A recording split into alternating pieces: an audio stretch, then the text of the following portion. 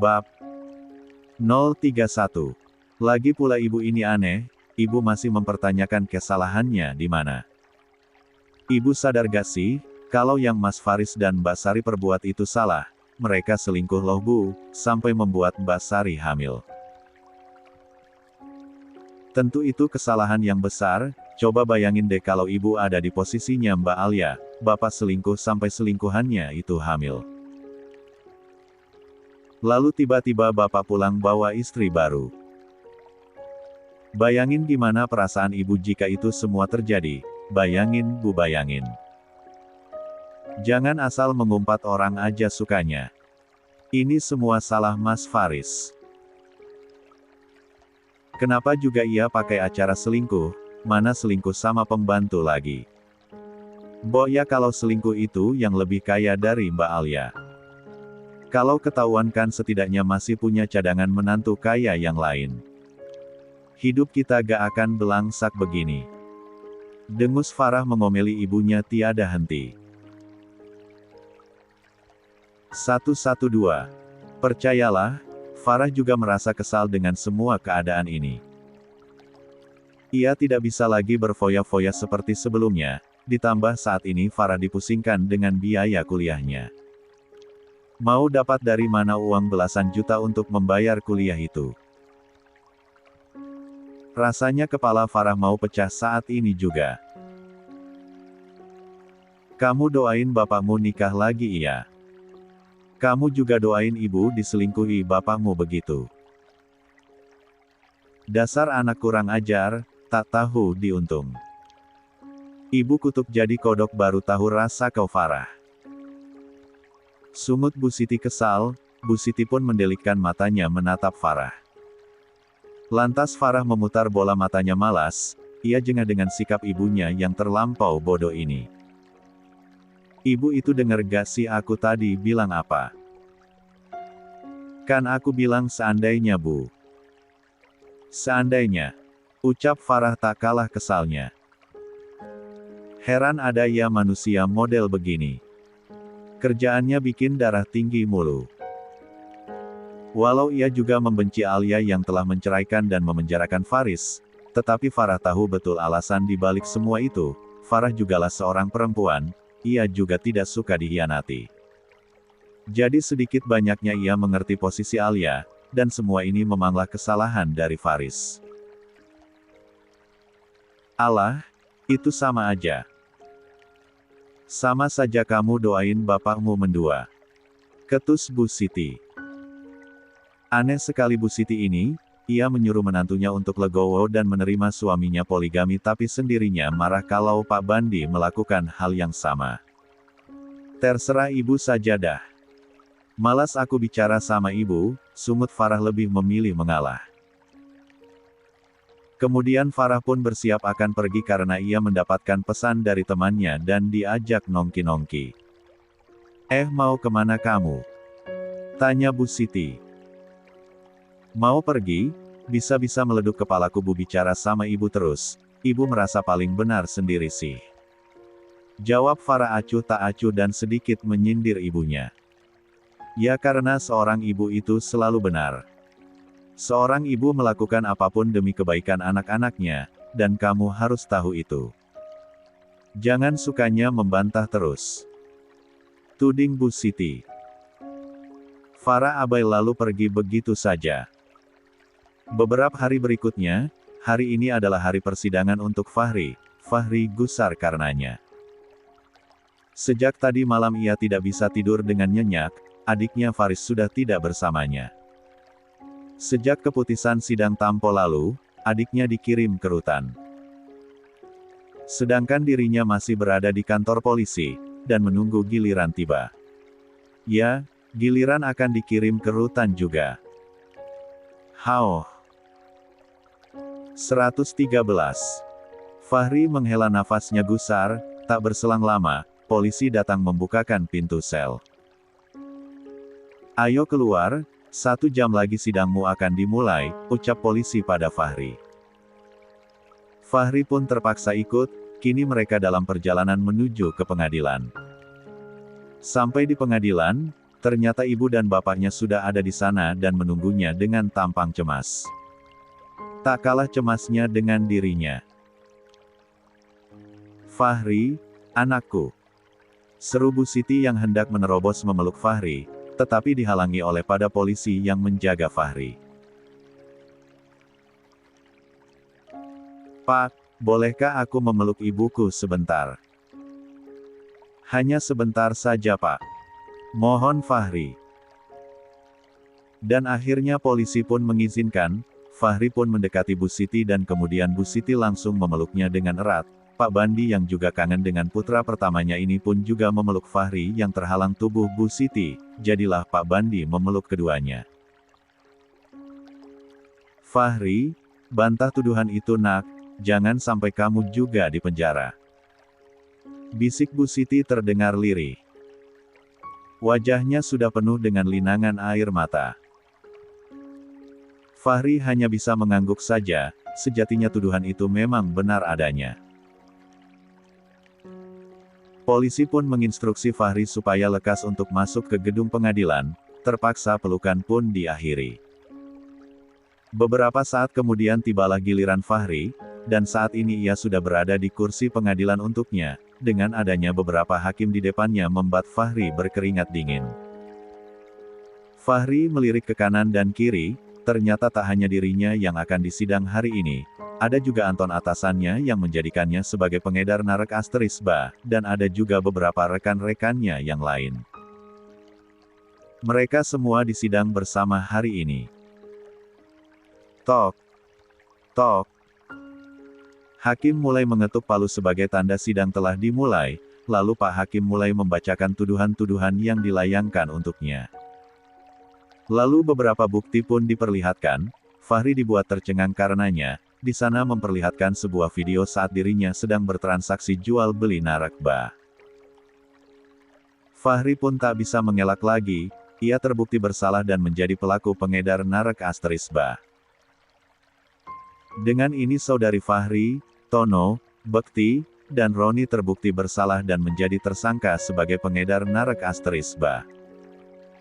Dengan pasal 115 ayat 11, saudari Fahri, Tono, Bekti dan Roni dijatuhi hukuman 5 tahun penjara, sedangkan Anton sebagai bandar narkoba dijatuhi hukuman 12 tahun penjara. Dengan ini sidang selesai. 114. Tok. Tok. Tok. Ucap Pak Hakim menjatuhkan hukuman bagi para bandar dan pengedar narkoba Asterisba. Sidang pun ditutup, di belakang sana tiba-tiba Bu Siti mengamuk histeris. Kakinya menendang-nendang kursi sebagai pelampiasannya. "Tidak. Anakku tidak bersalah. Ia hanya dijebak. Anakku tidak mungkin menjadi pengedar. Pak Hakim, lepaskan anakku, cari kebenarannya jangan asal memenjarakan anak saya." Teriak Bu Siti tidak terima anak pertamanya juga dipenjara. Tanpa punya adab dan sopan santun, Bu Siti menunjuk-nunjuk para hakim dan mengumpatinya bodoh.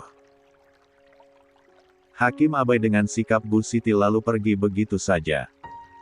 Semua tersangka pun digiring untuk dikirim ke rutan. Bu Siti datang untuk mencegah anaknya dibawa pergi. "Jangan bawa anakku. Anakku tidak bersalah," ucap Bu Siti menghadap tepat di hadapan polisi saat akan membawa Fahri. "Mohon kerjasamanya Bu, kami bisa saja berbuat kasar jika Ibu menghalangi kami yang sedang bertugas," ucap polisi dengan wajah yang tegas, tetapi Bu Siti sama sekali tidak merasa takut. "Kalian mau kasar pada ibu tua? Silahkan. Kalian akan kualat dan akan aku kutuk jadi panci," ancam Bu Siti sambil berkacak pinggang. Dua orang polisi pun saling lirik, setelahnya mereka pun terpaksa mendorong tubuh Bu Siti karena menghalangi jalannya. Fahri pun mereka bawa dan mereka giring ke dalam mobil. "Hei! Berani-beraninya kalian mendorong orang tua. Kalian akan kualat dan akan kudoakan wajah kalian menghitam kayak bokong panci," teriak Bu Siti mengumpat dan menyumpahi mereka. Para polisi abai lalu mulai menjalankan mobilnya. Huhuhuhu. Bu Siti menangis histeris karena anaknya berhasil dibawa pergi. Orang-orang yang tidak tahu memandangi penuh kasihan pada Bu Siti. Setelah cukup lama menangis, Bu Siti pun bangkit berdiri, wajahnya berubah menjadi merah padam dan terlihat 115. Penuh dengan amarah. Ini semua gara-gara wanita kejam itu. Aku akan memberi pelajaran padanya. Ujar Bu Siti yang di kepalanya sudah keluar banyak asap. Ibu mau kemana? Jangan berbuat aneh-aneh, Bu. Seru Pak Bandi berusaha mencegah istrinya. Lepas Pak, Ibu mau memberi pelajaran pada menantu kesayanganmu itu. Karena dia anak-anakku di penjara. Teriak Bu Siti sambil menghempas tangan Pak Bandi. Bu jangan sembrono Bu, ingat kakeknya Alia punya pistol, Ibu mau kepala Ibu bolong karena ditembak kakeknya Alia. Dan lagi, Ibu tidak lupakan Satpam aja juga punya pistol, besar kemungkinan para pengawal pun juga mempunyainya. Ibu tidak mau mati konyol kan? Ayo Bu kita pulang saja. 116. Tubuh Bu Siti pun lemas seketika saat mendengar nama kakek Alia disebut. Teringat kembali kejadian tempo lalu saat dirinya berserta suami dan anaknya hendak ditembak oleh lelaki tua itu. Huhuhuhu. Bu Siti pun menjatuhkan tubuhnya ke lantai dan kemudian menangis tergugu seperti anak kecil. Beginilah nasib orang miskin, selalu diinjak-injak oleh yang kaya. Kalau melawan, nyawa jadi taruhannya. Huhuhu. Ucap Bu Siti seolah menjadi yang terzolimi. Orang-orang yang sedang menunggu antrian sidang pun sampai memandang aneh pada Bu Siti. Bu, sudah Bu ayo bangun. Malu sama orang-orang. Lihatlah, semua orang sedang melihat ke arah kita, kata Pak Bandi merasa malu menjadi pusat perhatian. Biarin aja Pak. Biar semua orang tahu kalau kita ini telah dianiaya oleh mereka yang kaya. Bentak Bu Siti, ia kesal karena diganggu saat sedang menangis. Pak Bandi menepuk jidatnya, ia pun pasrah dan membiarkan istrinya berpuas untuk menangis. Setelah 10 menit berlalu, akhirnya tangisan Bu Siti pun berhenti, kini hanya menyisakan isakan kecil saja. Pak Bandi yang duduk di pojokan pun gegas menghampiri istrinya saat melihat istrinya tengah celingak-celinguk mencari dirinya. Kami dari mana saja sih Pak? Istri sedang bersedih bukannya ditenangin kok malah ngilang entah kemana. Harusnya dielus-alus atau dihibur kek, sungut Bu Siti kesal. Cek, salah lagi. Rutuk Pak Bandi dalam hati. Sudah selesaikan nangisnya. Ayo pulang, Bapak malu sekali dengan tingkah ibu yang seperti anak kecil ini. Ketus Pak Bandi yang kemudian melengos dan pergi meninggalkan Bu Siti. Loh, Pak tungguin Ibu. Pekik Bu Siti berlari terbirit-birit menyusul Pak Bandi. Keduanya pun menaiki angkot untuk pulang ke kontrakan. Sampai di kontrakan, masih terlihat sepi, Farah yang pamit kuliah pun belum kembali pulang, sampai malam tiba pun Farah belum menunjukkan tanda-tanda untuk pulang. Bu, di mana Farah Bu? Kok jam segini belum pulang? Tanya Pak Bandi yang mengkhawatirkan anak gadisnya. Paling sedang main ke rumah temannya Pak, biarin ajalah. Teman-teman Farah itu semuanya anak orang kaya, berteman dengan mereka semoga saja Farah dapat jodoh orang kaya juga. Jadi hidup kita bisa kembali jadi kaya.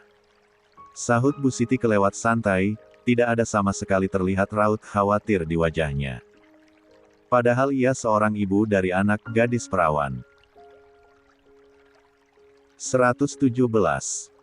Tapi Bu, jangan sampai Farah salah pergaulan, kedua kakaknya sudah hancur, jangan sampai ia juga ikut hancur karena pergaulan bebas. Kata Pak Bandi. Alah Papak, pergaulan bebas apanya, sudah deh, ini tuh zamannya modern, gak akan terjadi apa-apa sama Farah. Tenang saja. Yang harus Bapak pikirkan itu cepat-cepat cari kerjaan, bentar lagi mau bayar kontrakan. Sentak Bu Siti. Cek. Mau cari di mana lagi Bu? Bapak sudah cari kemana-mana tapi tidak ada yang mau terima. Karena terlihat sudah tua, tak ada yang ingin memperkerjakan Pak Bandi. Ya terus, kita mau maka pakai apa Pak kalau Bapak gak kerja? Kontrakan juga seminggu lagi harus dibayar, uang kuliah Farah juga pasti gak sedikit itu, protes Bu Siti. Entahlah Bu, Bapak pusing. Jual ajalah itu anting Ibu, buat nambal makan kita dulu, ujar Pak Bandi sambil menggaruk-garuk kepalanya yang tidak gatal. Sontak saja, mata Bu Siti melotot sempurna. Apa Bapak bilang? Jual anting. NGGK. Ibu gak mau jual emas Ibu lagi. Tinggal ini satu-satunya harta Ibu. Yang lain udah kejual dan sekarang gak lagi. Teriak Bu Siti menolak keras antingnya dijual kembali. Semua perhiasan yang menempel di tubuhnya sudah habis ia jual, hanya tinggal anting satu-satunya harta yang dipunya. Dan Bu Siti gak mau antingnya dijual kembali. Ya kalau gak mau makan batu aja noh banyak di jalan, seloroh Pak Bandi yang sudah merasa buntu. Bapak kira lumut makan batu. Ngasal ngejeplak aja kalau ngomong. Sahut Bu Siti menatap sinis pada suaminya. Au ah, gerah. Sahut Pak Bandi mengibas-ngibas kaos buluk yang ia pakai. Sampai jam 8 lebih Farah belum pulang juga, entah kemana anak gadisnya itu pergi sampai hampir larut belum terlihat batang hidungnya. Bu Siti sudah lebih dulu tidur, mungkin ia kelelahan karena seharian sudah ngamuk-ngamuk mirip kayak banteng yang mau nyeruduk orang. Sedangkan Pak Bandi masih senantiasa menunggu kepulangan putrinya. Entah mengapa malam ini Pak Bandi merasa tidak tenang. Pukul 11 malam lewat 15 menit Farah barulah pulang, ia pulang diantar dengan mobil berwarna hitam, ia turun dengan sedikit sempoyongan lalu berjalan terlatih-tatih menuju ke kamar kontrakannya. Tok. 118. Tok. Tok. Farah mengetuk-ngetuk pintu karena di jam segini pintu sudah dikunci. Pak Bandi yang memang belum tidur karena menunggu kepulangan anaknya pun segera membuka pintu saat mendengar pintu diketuk. Ceklek. Pintu berwarna merah marun itu pun terbuka, lalu Farah pun mulai masuk dan tak menghiraukan bapaknya yang menatapnya dengan pandangan yang syok. Pak Bandi syok melihat penampilan amburadul putrinya. Farah, kamu dari mana saja? Ini sudah jam berapa mengapa kamu baru pulang? Lalu, baju apa yang kau kenakan itu Farah? Kenapa mini sekali? Paha kelihatan kemana-mana tidak malu kamu. Kata Pak Bandi menegur anak gadisnya. Tidak biasanya Farah berpenampilan seksi begini, biasanya ia akan pakai dress, walau mewah tapi tidak semini ini. Tapi sekarang lihatlah, rok cuma sejengkal di atas paha dan atasan cuma pakai tank top. Membuat Pak Bandi yang melihatnya merasa malu sendiri. Tentu saja Pak Bandi tidak suka dengan penampilan Farah saat ini. Seperti wanita tidak benar saja. Ini lagi tren di kalangan anak muda Pak, Bapak usah banyak protes, dan aku pulang telat karena menghadiri party temanku. Jawab Farah. Farah pun berlalu menuju kamar, dan Pak Bandi terus memperhatikan langkah putrinya itu. Kenapa jalannya aneh sekali?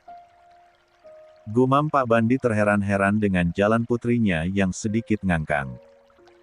Beberapa minggu pun telah berlalu, dan sampai saat ini Pak Bandi juga belum mendapatkan pekerjaan.